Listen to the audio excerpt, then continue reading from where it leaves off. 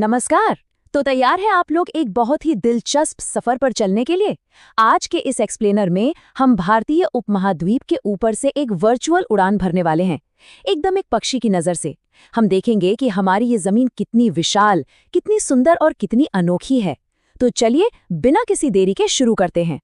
आपको 1984 का वो किस्सा याद है जब भारत के पहले अंतरिक्ष यात्री राकेश शर्मा जी स्पेस में गए थे, तो तत्कालीन प्रधानमंत्री इंदिरा गांधी जी ने उनसे एक बड़ा ही दिलचस्प सवाल पूछा था। उन्होंने पूछा, अंतरिक्ष से भारत कैसा दिखता है? और उनका जवाब था, सारे जहां से अच्छा। और सच मानिए, अंतरिक्ष से भी हमारी ये जमीन बिल्कुल अलग और अद्भुत दिखाई देती है। इसका इतना विशाल और विविध परिदृश्य ही तो इसे खास बनाता है।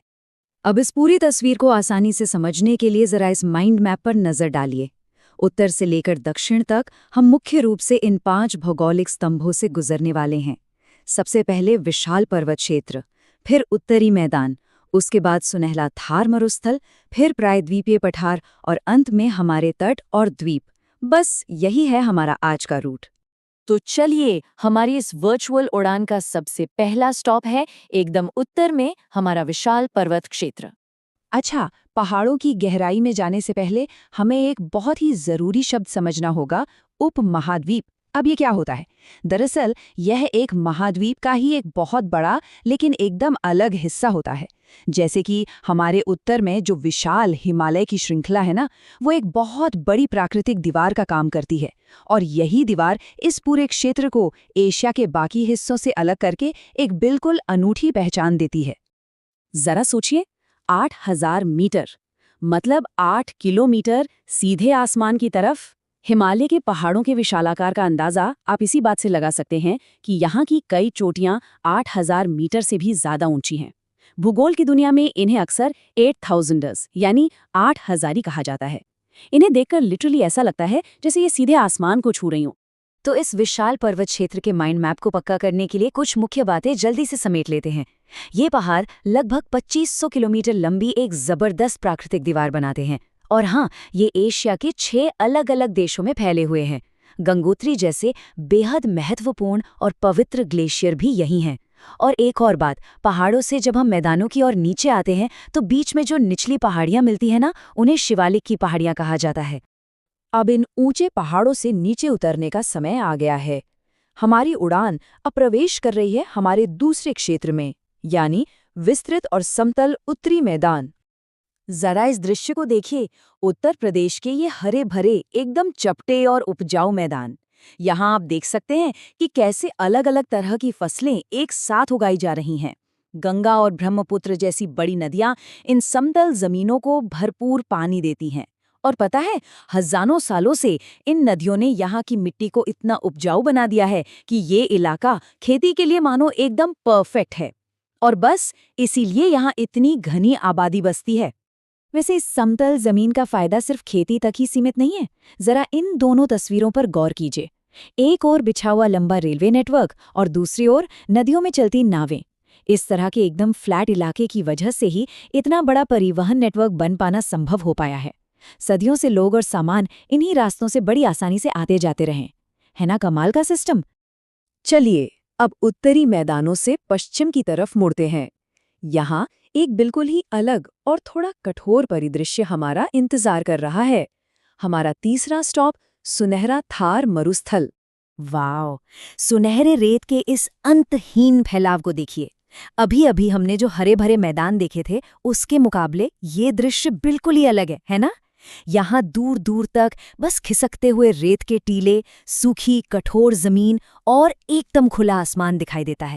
अब जरा इस कंट्रास्ट को महसूस कीजिए। हमारे उपमहाद्वीप की विविधता सच में हैरान करने वाली है। एक तरफ बर्फ और ग्लेशियरों से ढकी ठोस चट्टानों वाली ऊंची ऊंची चोटियां हैं, और वहीं दूसरी तरफ एकदम गर्म और खिसकती रेत से बने विशाल सुनहरे टीले। एकदम अलग, लेकिन फिर भी दोनों एक ही उपमहाद्वीप के हिस्से हैं। अच्छा, यहाँ पर जरा एक सेकंड के लिए रुकते हैं। एक सवाल है मेरे मन में। चट्टानों से बने पहाड़ अपनी जगह पर डटे रहते हैं, ये तो हम जानते हैं।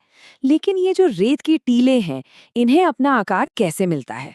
मतलब जो रेत हवा के साथ उड़ती और खिसकती रहती है, वो इतने सुंदर आकारों का रूप कैसे ले लेती है? सोचिएगा इसके बारे में। ये हवा की ताकत का एक बेहतरीन उदाहरण है। मरुस्थल की उस गर्म हवा से निकलकर अब हम देश के मध्य भाग से होते हुए दक्षिण की तरफ चलते हैं। ये है हमारी लिस्ट का चौथा क्षेत्र, प्रायद्वीपीय पठार। अब पठार, भूगोल का ये शब्द समझना बहुत जरूरी है। पठार असल में होता क्या है?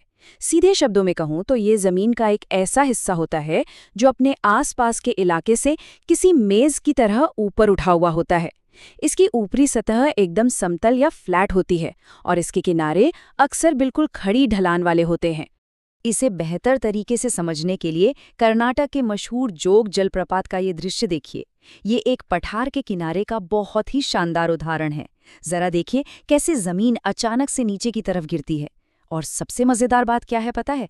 इस जोर से गिरते हुए पानी की भयंकर ताकत का इस्तेमाल टरबाइन घुमाकर पनबिजली यानी हाइड्रो इलेक्ट्रिसिटी बनाने के लिए किया जाता है। पठार के साथ ही जुड़ा एक और शब्द है प्रायद्वीप या पेनिनसुला। प्रायद्वीप जमीन का वो टुकड़ा होता है जो लगभग 3 तरफ से पानी से घिरा हो। अब अपने भारत के दक्षिणी हिस्से को ही ले लीजिए। इसे प्रायद्वीप क्यों कहते हैं? क्योंकि इसके पश्चिम में अरब सागर है और पूर्व में बंगाल की खाड़ी। सिंपल। और इसी के साथ हम पहुंच गए हैं अपनी इस भौगोलिक यात्रा के एकदम आखिरी पड़ाव पर, यानी तट और द्वीप। ये प्रायद्वीप के एकदम किनारों पर मौजूद हैं। इन तटीय किनारों पर भी आपको कमाल की विविधता मिलेगी। जैसे अगर आप पश्चिमी तट को देखें तो वहां नदियां बहुत तेजी से बहते हुए सीधे समुद्र में जा गिरती हैं और मुहाना, जिसे एस्चुरी कहते हैं, वो बनाती हैं। लेकिन अगर हम पूर्वी तट की बात करें तो वहां की नदियां समुद्र में मिलने से पहले पेड़ की शाखाओं की तरह कई अलग अलग जलधाराओं में बट जाती हैं और विशाल डेल्टा का निर्माण करती हैं। तो चलिए आज की इस शानदार उड़ान के पूरे माइंड मैप को एक बार जल्दी से समेट लेते हैं। पहाड़, उत्तर में बर्फ से ढकी एक 2500 किलोमीटर लंबी प्राकृतिक दीवार। मैदान, खेती और परिवहन के लिए बेहतरीन समतल और उपजाऊ जमीन। मरुस्थल, सुनहरी रेत के खिसकते टीलों वाला विशाल इलाका। पठार, हमारे दक्षिण का वो ऊंचा और समतल भूभाग। और अंत में तट, अरब सागर और बंगाल की खाड़ी से लगे हमारे खूबसूरत किनारे। इसे याद रखना बहुत आसान है ना? अब इस एक्सप्लेनर को खत्म करने से पहले मैं आपको एक विचार के साथ छोड़ना चाहता हूं। जरा सोचिए, पहाड़, मरुस्थल, मैदान और तट जैसे इतने एकदम अलग अलग क्षेत्रों के होने के बावजूद हमारे इस भूगोल ने लोगों को एकजुट करने में कैसे मदद की है? इतनी भिन्नता होने के बाद भी हम सब ने मिलकर एक साझा इतिहास कैसे बनाया? इस सवाल पर जरूर विचार कीजिएगा। आज के इस एक्सप्लेनर में मेरे साथ जुड़ने के लिए बहुत बहुत धन्यवाद। हम आगे भी ऐसे ही सीखते रहेंगे।